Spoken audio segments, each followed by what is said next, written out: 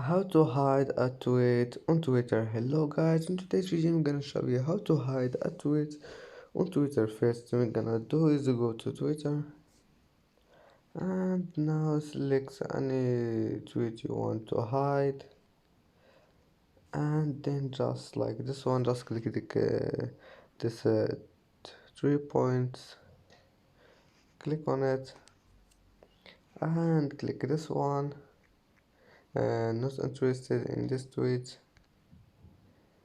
and then select here anything you want. And as you see, the tweet has been hidden.